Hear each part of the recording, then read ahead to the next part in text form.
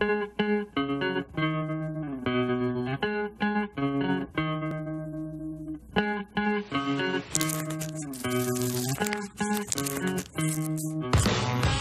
are lighting up all over the country. They call it the green rush. Marijuana has moved out of the back alleys and into the open. Happy Cannabis Cup, y'all. In some states, it's legal to grow, to sell, to smoke. And marijuana could be legalized in a city near you. So easy to get. And many think so harmless. But when the smoke clears, is marijuana bad for you? Or could pot actually be good for you? Marijuana is better than all those pills for you in terms of treating? Yeah.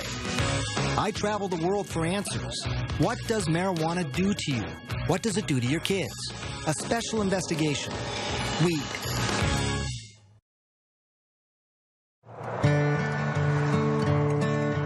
Our journey begins here, in this small town home, nestled in the mountains, with a family who has never allowed TV cameras in before. And you're going to soon learn why. It's so pretty out here. Yeah. They live in Colorado, one of 2 states where it's legal to smoke pot medically and recreationally. But here, it's also taboo to residents like Paige Figi and her husband, Matt. I'm sure it was mentioned to us by someone. Hey, you should try this. And I thought, no way. You thought that's fringe stuff? No way, not in a million years, no. But in this area, marijuana is far from fringe. 4 joints, and do you want island sweet skunk? Medical dispensaries are everywhere. Hey, welcome, guys. People are smoking in private clubs and public festivals. But none of this is for Matt. He's a military man, and marijuana would be a career ender. I grew up in Wisconsin in a well-loving family, and I was educated that, like, oh, that's a drug. You don't do that. And I never did. But just decades ago, marijuana was a legitimate medication, also called cannabis, prescribed by doctors and dispensed by pharmacies. This is Harry J. But that all changed in 1930. A relentless warfare against Henry Anslinger, the United States' first drug czar. For him, public enemy number 1, you guessed it, marijuana. This guy saw how he could increase the budget of his department by having this mission, going after marijuana. You know, saying that there's this drug that the Mexican migrant workers are smoking, and it's loco weed, and it's going to make them crazy, and they're going to rape your women. He got the anti-marijuana message out through news reports. And then came this. It is convinced that he is hopelessly and incurably insane. The film, Reefer Madness, portraying the users of marijuana as unproductive, crazed. People are still afraid of what pot can do to them. In many ways, to have defined our attitudes now for 70 years. Yeah. Marijuana then became illegal in 1937. And by 1970, it was a Schedule I controlled substance.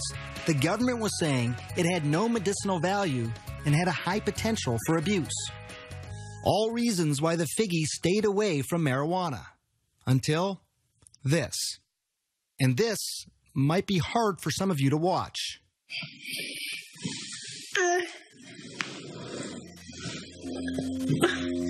It's okay, baby.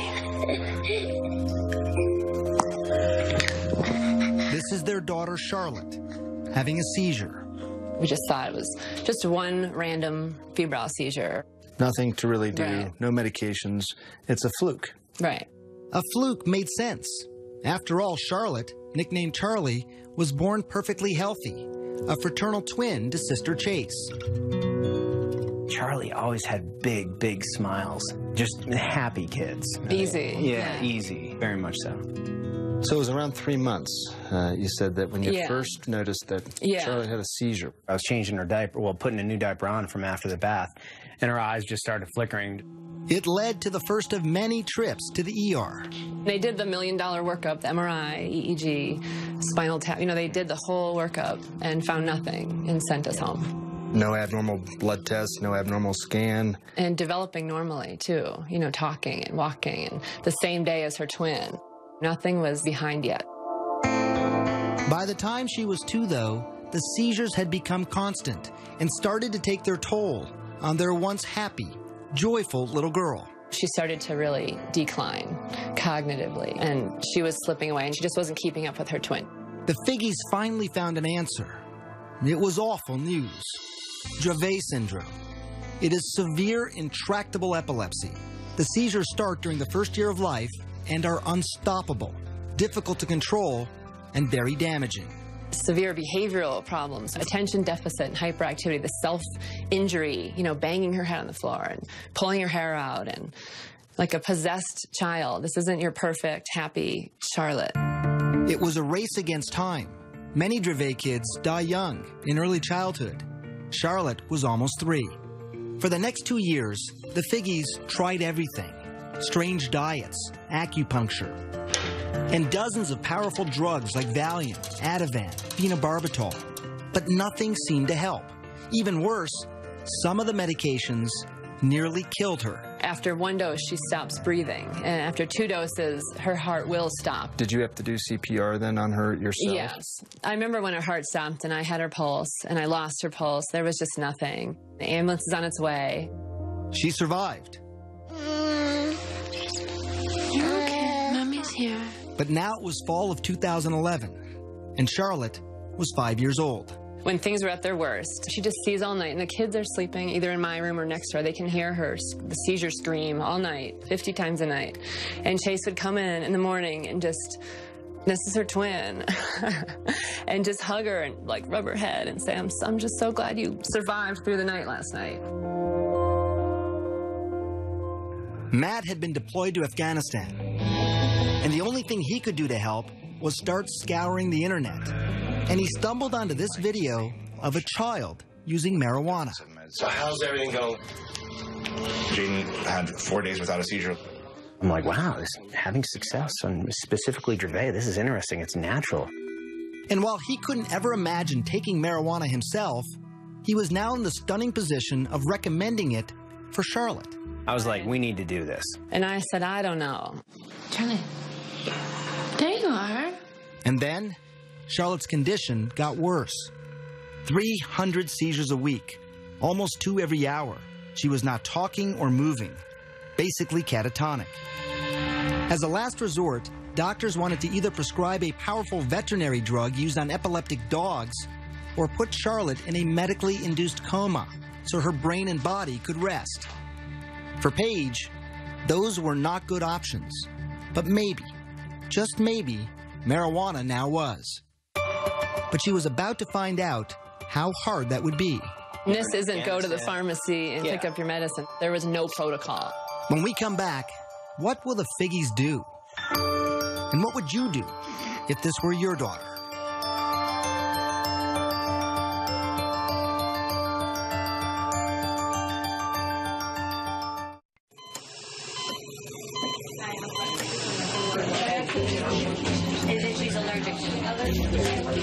I had resigned myself. I don't think she's going to survive this. We've seen her flatline in the hospital. We've said goodbye.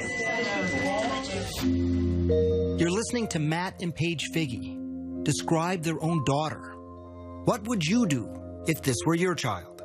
Charlotte Figi had an extreme form of epilepsy. Her body was so frail that any seizure could kill her. With no traditional treatment left to try and the clock ticking away, her parents decided to try marijuana. Charlotte was just 5 years old. You need a card in order to be able to get the cannabis from a pharmacy. Doctors have to prescribe it. You need 2 doctors in Colorado to get the card for a juvenile or a child. It was hard. We were the first young child, and they said no. Everyone said no, no, no, no, no. Certainly her age played a role in my hesitance. Dr. Alan Shackelford is a Harvard-trained physician. He's also among a handful of doctors in Colorado who give prescriptions for medical marijuana. From the moment Charlotte entered his office, he knew she was in trouble. While he was just examining her, she had 2 seizures. She'd failed everything. There were no more options for her. Everything had been tried, except cannabis. Here's how scientists think it might work. Marijuana is made up of 2 ingredients. THC, that's the psychoactive part that makes you high, and CBD, also called cannabidiol. It's the CBD that scientists think modulates electrical and chemical activity to help quiet the excessive activity in the brain that causes seizures. I've been telling my patients to cut. Dr. Julie Holland is the editor of The Pot Book, A Complete Guide to Cannabis. For a long time, the work on cannabis and epilepsy was sort of inconclusive. Maybe it works, maybe it doesn't. They couldn't quite figure it out. And it's only when they really started separating THC from CBD that they saw, definitively, yes, CBD seems to really stop seizures. So the Figgies needed to find something that was rare. A strain of marijuana that was low in THC. Of course, they didn't want Charlotte getting stoned, but also high in CBD to treat her seizures. And that wouldn't be easy. Dispensaries and growers, they make their money off strains that are high in THC. I'm Joel. I'm Josh. No one knows that better than the Stanley brothers. Their family business is pot. And if you look at these clean-cut guys and what you see surprises you, don't worry. They've heard it all before. When we round the corner, they're like, oh, wait a second. Did you finish high school? They all not only finished high school, but also college, and in some cases, graduate school. Now, they are some of Colorado's biggest growers and dispensary owners. They produce up to 600 pounds of medical marijuana a year, and much of that marijuana is high in THC. But here, on their remote farm at this undisclosed location in the mountains, it takes a lot of plants. We're allowed to grow 6 per patient. They have been growing something different, something they call revolutionary. So Greenhouse 1. Greenhouse 1, yes. Welcome to paradise. Behind closed doors and under tight security, we enter what the Stanleys call the Garden of Eden. There's nothing like this in the world. This plant's 21% CBD and less than 1% THC. It took years of crossbreeding plants to get to this point. Instead of breeding up the THC, we've bred down the THC and bred up the CBD. And people said, you're crazy. Who's going to smoke that? So why grow it then? Well, the Stanleys also believed in CBD's potential to treat many diseases. And they had seen it change lives before. I always have 2 strains. Meet 19-year-old Chaz Moore. He uses many different strains of marijuana, many of them high in CBD, to treat his rare disorder of the diaphragms. My abs will, lock up. That's why he's talking this way, almost speaking in hiccups, like he can't catch his breath. It's called myoclonus diaphragmatic flutter. This fluttering here, it's annoying, but it becomes painful pretty quickly, I imagine. Yeah, after 15, 20 minutes is where I can start to really feel it. He's about to show me how the marijuana works. He's been convulsing now for 7 minutes. How quickly do you expect this to work? Within, the first 5 minutes.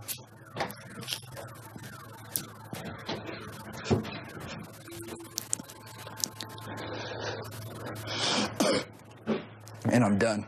That's it. That's it. It was actually less than a minute. Depending on the attack in the day, it'll work within the first couple hits. Hear how his voice is completely different. That attack lasted 8 minutes. But some have lasted much longer and happen as often as 40 times a day. And like Charlotte, he had tried so many things before.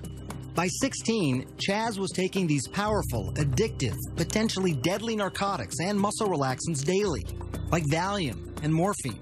It would be safe to say that marijuana, what you have in your hand there, is better than all those pills for you in terms of treating what's going on? Yeah, I'm not zombified. I've had 16, 17 attacks today, and I'm still sitting up talking to you. My first attack on all these, I'd be in the hospital. I'm a firm believer that marijuana has actually saved my son's life. Chaz's father, Sean. His quality of life now is 1,000 times better than what it was when he was on the pharmaceuticals. A quality of life that Paige Figi desperately wanted for her daughter Charlotte. But she still had one hurdle to cross: convincing dispensary owners like the Stanleys to sell marijuana to a 5-year-old little girl. When Charlotte's mother called my brother Joel, the brothers had a meeting. We said, tell us about this patient.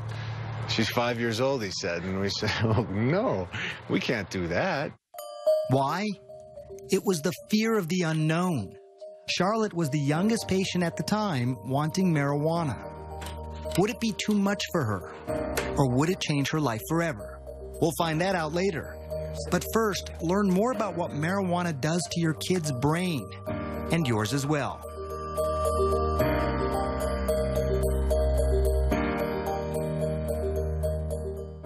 That's what I'm talking about. Y'all smoking or what? If you smoking weed, make some noise. April 20th, Denver, Colorado. We like weed, smoke weed, sing. Tens of thousands from around the country and the world lighting up legally. Happy Cannabis Cup, y'all. For some, it's a lifestyle. For others, it's a lifeline. We're working with the Lupus Foundation and rheumatoid arthritis. But for all of them, I wondered, what was it doing to their brains? Some of my patients call me pot doc. Your patients call you pot doc? Well, they never meet anybody who's as interested in hearing about their marijuana use as I am. Dr. Stacy Gruber is serious about pot. I want you to name the color and not to read it. Okay. I met her in her labs at McLean Hospital near Boston. She's using high-tech imaging to see what happens in the brain when you smoke. When you first smoke, that is, you light up a joint, a spliff, a blunt, receptors, which are throughout the brain, respond. And these areas of the brain are responsible for things like pleasure, memory, learning, sensation, sense of time and space, coordination, movement, appetite, and other drives, shall we say. So it's sort of an all-over impact, right? So reward, pleasure, hunger. You have this overall feeling of well-being, they say. That all sounds pretty good. Right. It does sound pretty good. And it's not just feeling good, but there's this phenomenon reported by many smokers over the years, especially famous artists, the ability to be more creative. When you feel that high, there's sort of a release of dopamine, and your brain sort of has the ability now to perceive things slightly differently from the way you might have if you hadn't been smoking pot. What you really see is this reduction in inhibitory function. Welcome, Dr. Gruber. Pretty spectacular. Less inhibition. That's something that painter Amir says helps him be more creative. A successful artist, his canvases sell for up to $25,000.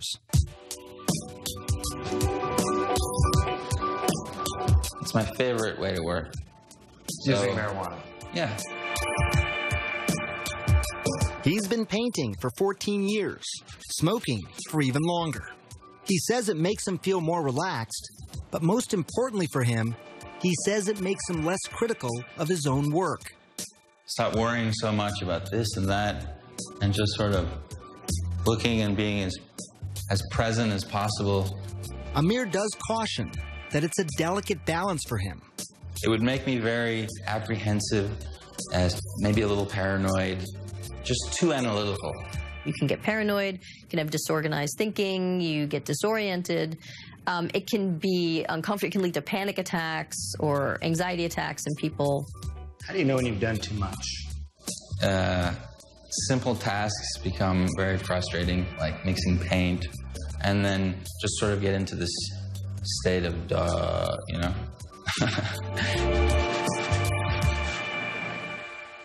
Inhale. And why that happens is exactly what Columbia University neuroscientist Carl Hart is investigating. Exhale. Research subjects in his lab smoke marijuana and then take a variety of cognitive tests. The effects will be disruption in memory, disruptions in inhibitory control. They will become slower at cognitive functioning, a wide range of things. These effects are temporary, but they're pretty pronounced and they're clear. And it's slowly becoming clear to scientists what part of the brain is most affected. It's the prefrontal cortex. It's very important for planning, thinking, coordinating your behaviors. There are tons of marijuana receptors in this region. And we think that marijuana, particularly in the novice, can disrupt all of those behaviors. An impairment that Hart cautions could be dangerous, especially when driving. You may prematurely hit your brakes. You may prematurely hit the gas pedal, a wide range of things. You may make a turn without looking more carefully. Look at this experiment done by CNN affiliate KIRO in Washington State. Subjects smoked marijuana and then drove. One was a daily medical marijuana smoker, and another, an infrequent weekend smoker. Relaxed and buzzed. The more the novice user smoked, the more trouble behind the wheel. Watch yourself, watch yourself. But interestingly, the habitual smoker didn't have as much trouble. I wouldn't pull her off the road, no. Well, not yet. And that's something I witnessed firsthand driving around with 19-year-old Chaz Moore. The day that I spent with him, he had been smoking all day long. Do you feel impaired at all? No, I don't. I feel normal. Turns out when you test people who have a lot of experience with cannabis, you don't see many disruptions. But if you test people who have sort of a limited history with cannabis, you can see some clear, pronounced disruptions. Of course, no one thinks that driving when using marijuana is a good idea. But what scientists can't answer is if there is a safe legal limit, and if people who use marijuana daily as a medicine should be able to drive. How impaired are they? What is more clear, though, is the effect of marijuana on the young brain. What we see is a very big difference in people who begin to smoke prior to the age of 16 and those who smoke after age 16, what we call early versus later onset. Gruber's brain scans show that the white matter, those are the highways that help the brain communicate from one point to another, are impaired in those who start smoking early. Maybe there's underlying white matter connectivity differences. That's your concern, it sounds like, that those highways, those white matter highways, are just more disrupted in people who start smoking early. That's what we see. Perhaps not surprising, given what we know about the young developing brain. That's a very delicate time in brain development, and that's not a good time to be taking any drugs. Preliminary research shows that early onset smokers are slower at tasks, have lower IQs later in life, higher risk of strokes, and increased incidence of psychotic disorders. And while these studies are not conclusive, some scientists are still concerned because in 2012, 35% of high school seniors lit up.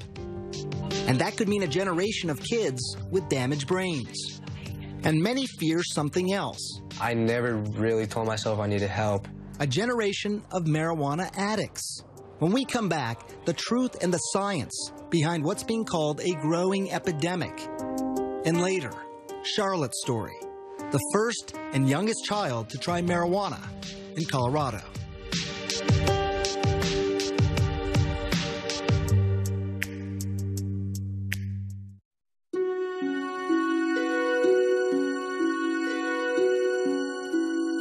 This was the day Chaz Moore almost died.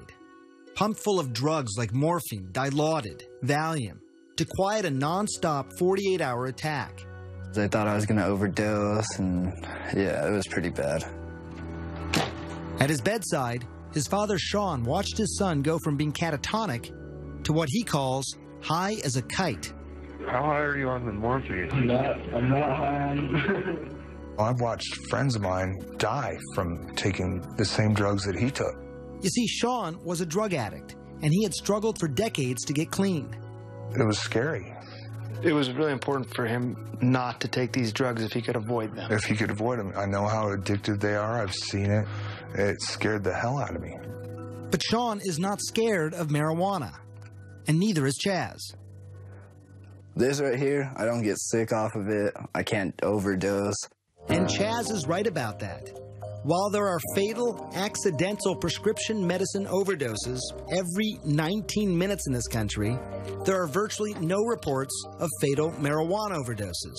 And it's perhaps one of the biggest reasons most people think pot is safe. In fact, a new study of children showed that by high school, only 1 in 5 think marijuana is harmful. That's the lowest number in more than 2 decades. And it's something we heard over and over as we traveled around the country.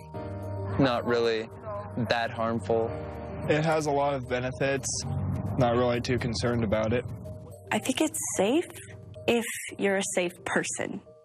Probiotics are not. But the experts we spoke to said there is more to the story. There are people who compulsively smoke, who want to stop smoking, but they can't stop smoking. In fact, 9% of marijuana users will become dependent. Now, that's not as high as other drugs, like heroin. 23% of users become addicted, or 17% with cocaine, or 15% with alcohol. But it's still approximately 1 out of every 11 marijuana smokers. There's no longer any scientific debate that marijuana is not just psychologically addictive, but also physically addictive. So give me an update. How you doing? Dr. Christian Thurstone runs one of Colorado's largest youth substance abuse treatment clinics. The number of marijuana addicts he treats has tripled in the last 3 years alone. Literally, I cried about it. Marijuana is #1 on their list of priorities. They have dropped out of life. Back in the day, I wouldn't feel like my day has really started if I didn't get high. Joel Vargas started smoking when he was just 13. By 15, he was smoking more than a dozen times a day. He stopped skateboarding. He even dropped out of school. I like getting high. I need to get high because my brain is telling me. Adolescents, starting at about age 13, have a pretty mature brain reward center, so they can experience rewards and pleasures the same way adults can. But the problem with that is that their prefrontal cortex, which helps people think ahead, control their impulses, that's not fully developed until age 24. That explains why adolescents are much more vulnerable. There's something else that addiction experts believe is likely happening in the brain. When you smoke pot, the feel-good chemicals that make up marijuana, called cannabinoids, remember them? They cause your brain to stop producing its own natural cannabinoids. When you stop smoking, you have no feel-good cannabinoids of your own. Until your body kickstarts production, you feel lousy. So many people smoke again to feel better. And today's marijuana could be more addictive. It has more of the psychoactive ingredient THC than ever before. Brain researcher Dr. Nora Volkov. If you smoke a very potent marijuana, the 9-THC content is going to go very fast into your brain at relatively high concentrations, and then that increases its rewarding effects and its likelihood of transition into addiction. So how much stronger is it? You see the barbed wire, obviously, on the fences. Well, I traveled to Mississippi, where marijuana is illegal. But here, on the campus of one of the country's oldest universities, Ole Miss, a huge stash of marijuana is under lock and key. This is our vault. This is some pretty tight security. I mean, look at this door. Mahmoud El Soli runs what's called the Marijuana Potency Project. What's the potency of this? This is about 8%. For 3 decades now, his team has analyzed weed confiscated from drug busts. This is 36% THC. You can smell it. It has a good aromatic, smell. How much does this worry you? 36% THC, confiscated. It's very, very dangerous material. For someone that is not experienced in marijuana smoking, take some of this and they're going to go into the negative effects of the high amounts of THC, the psychosis, the irritation, the irritability, the paranoia, and all of this. And while not all the plants are this high, there's no question he's seen a trend. In 1972, the average potency was less than 1% THC. Now, it's nearly 13%. Are people becoming more obsessed with high THC marijuana? I think so. They start out with a 0.5% or 1%, and they get a good high. And then as they continue to use that, it doesn't give them the same high anymore, so they seek either smoking more or higher potency material. It happened to Joel Vargas. After a couple of years of smoking daily, Joel eventually ended up in rehab, where he faced mild withdrawal symptoms like irritability, insomnia, nausea. It certainly isn't anything nearly as dangerous as abrupt discontinuation of alcohol. You know, for somebody like Joel, going into rehab is really about learning new behaviors, more than it is about sort of treating the physiological dependence or tolerance or withdrawal issues. Joel's been clean now for 6 months, but these kinds of risks, they don't scare off Charlotte Figi's parents. People ask us that a lot, like, how did you make that decision? It wasn't a decision. It was the next viable option. And some would say a radical option, marijuana for a 5-year-old. But it was an option they hoped would change her life forever. Baby. When we come back, Matt and Paige Figi finally give their Charlotte marijuana. The results are shocking.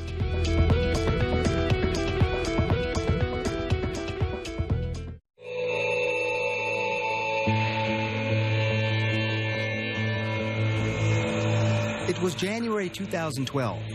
Afghanistan. About 7,000 miles away from his family in Colorado, Matt Figi received this video from his wife, Paige. It's horrible seeing these videos when I'm deployed.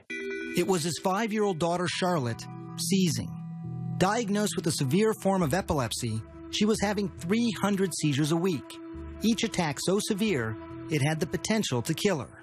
They had already tried dozens of high-powered drugs. We needed to try something else, and at that point in time, marijuana was that natural course of action to try.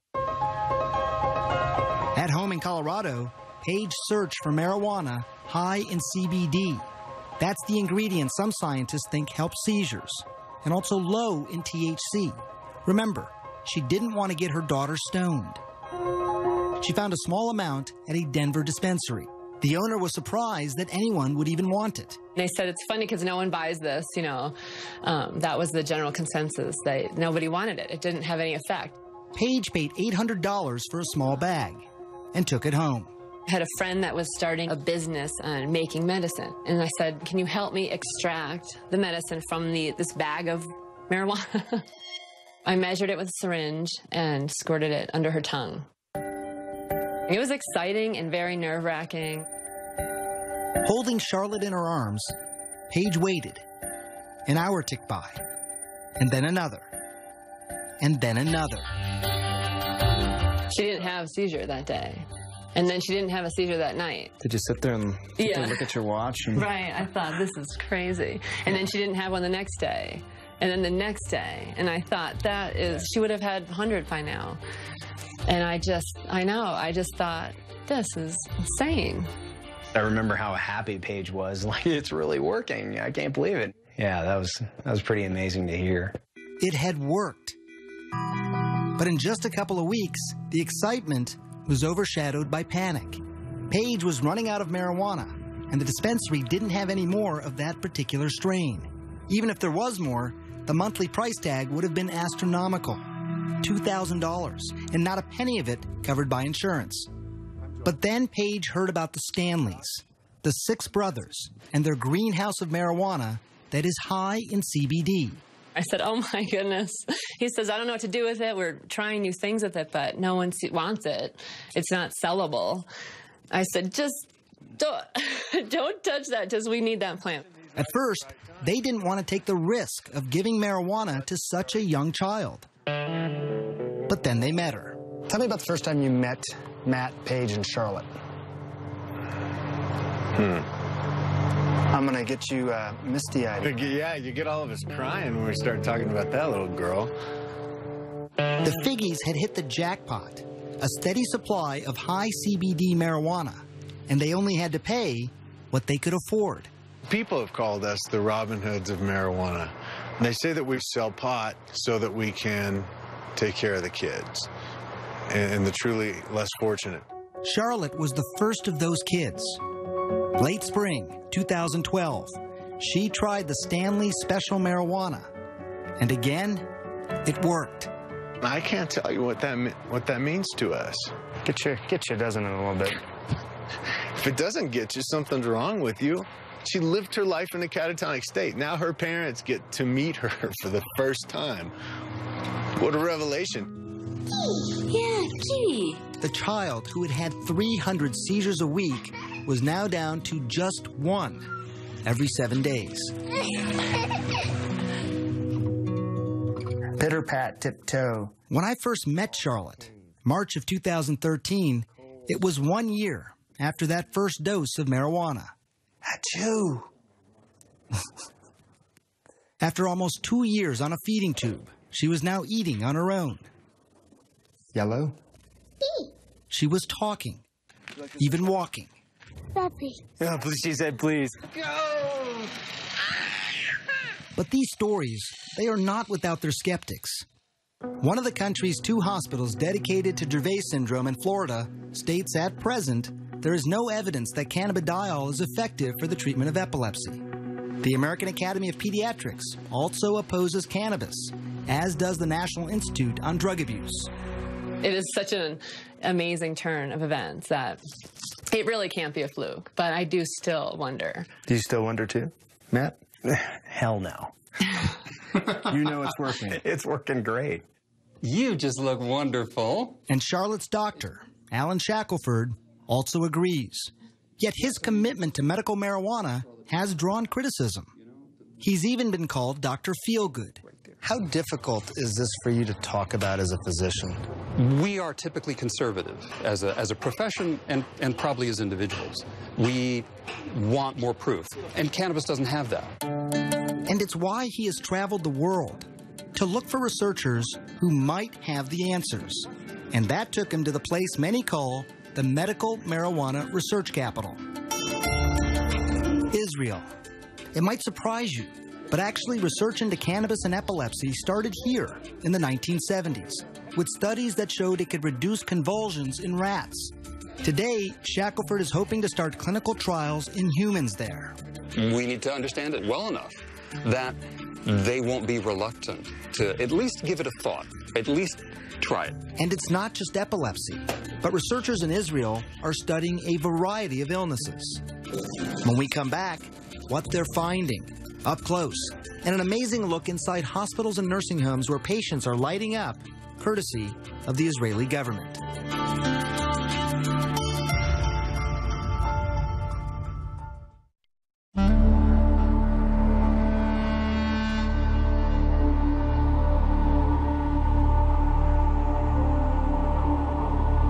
As the sun was rising on the ancient city of Jerusalem, the final leg of our journey was just beginning.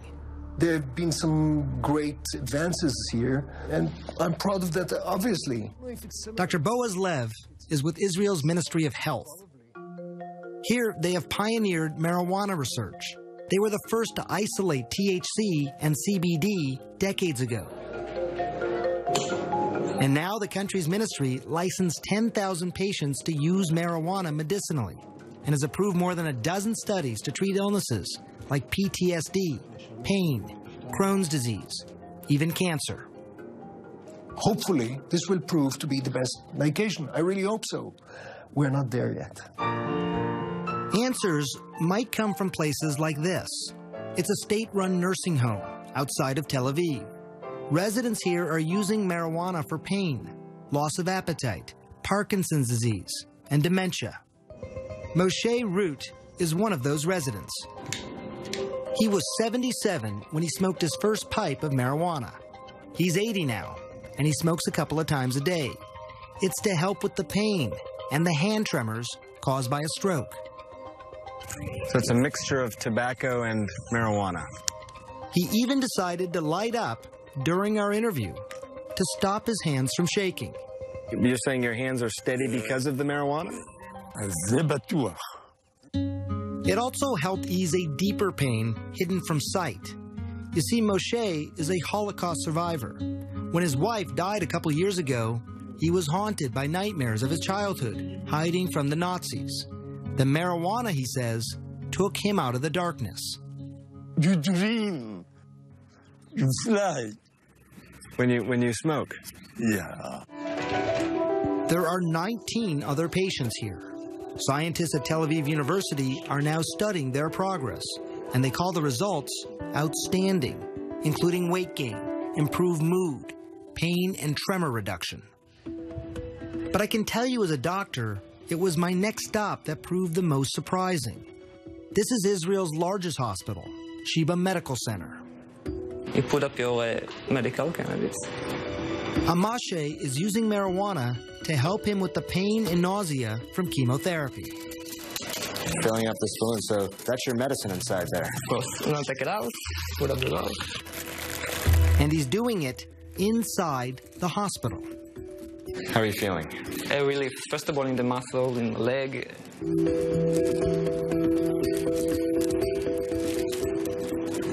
And you're not worried about any potential damage to your body? Not at all. The opposite, actually. I really believe I can be cancer-free for a long time if I continue, consume cannabis. Yes, he said cancer-free. Very early studies on mice in Israel, Spain, and the United States are now showing the potential of marijuana to kill cancer cells. It's exciting research, but it is still in its infancy, and it's inconclusive. This program at Sheba is well established, and experts say a teaching tool for using marijuana in other hospitals. Do you think this could happen in the United States? I don't know that there's yet enough really concrete evidence of cannabis's benefit that's satisfactory, at least in that context. I think it's going to come. But it could be slow going. The FDA has been great at approving studies, but National Institute of Drug Abuse has been really stonewalling and blocking any studies looking at therapeutic effects of cannabis because that's not their mandate. Their mandate is to look at the harms of drug use. It's very easy to blame an organization. Dr. Nora Volkov, who is the director of NIDA, says they are not standing in the way. She claims they are not the only government institute that approves marijuana research. If you would come up with a grant that says, okay, this is going to be a treatment for drug addiction, then it would go to us. But if it's cancer, it goes to the Cancer Institute. If it is schizophrenia, it goes to NIMH. And so the institutes have a mission with certain diseases. What is clear, there are bureaucratic hoops that most researchers simply don't want to jump through. Neuroscientist Carl Hart. There are not many people studying marijuana. It's very difficult to get approval to study marijuana. What's nice about Israel is that the government is helping the research to happen. And it's research that could give hope to patients like Charlotte Figi. I made it. Scientists in Israel are learning that marijuana use might actually protect the brain, not damage it. They've been able to show that it can decrease the amount of brain damage from head injuries in mice. To be able to give a medicine after the injury to reverse some of the damage, that's huge. I want to paint my nails. You want to paint your nails? I'll paint your nails. I literally see Charlotte's brain making connections that haven't been made in years. It's almost seeming to build her brain where before it seemed broken. And while scientists are still at the very early stages of knowing if this is actually happening, I can tell you it was remarkable to see her progress. In the 3 months since we first met her, we saw a change. She was now talking more. Say puppy. Yeah. She's horseback riding. Good girl. She even rides a bike on her own. And the special strain made for Charlotte is now named for her. It's Charlotte's Web. It is Charlotte's plant. It's Charlotte's plant. Not anymore. Now it's for all the children. More than 41 children are using Charlotte's Web here in Colorado. All of them are reporting significant seizure reduction. And there are dozens more on a wait list, hoping, praying that a plant could change their lives, just like it did for Charlotte. I'm gonna get you. You both seem very at peace. I'm very at peace, yeah. Very peaceful. We've been given a great life. You know, it's unfortunate that Charlie has this Dravet syndrome. But thank God we've got something now that's working. And she's doing so great today.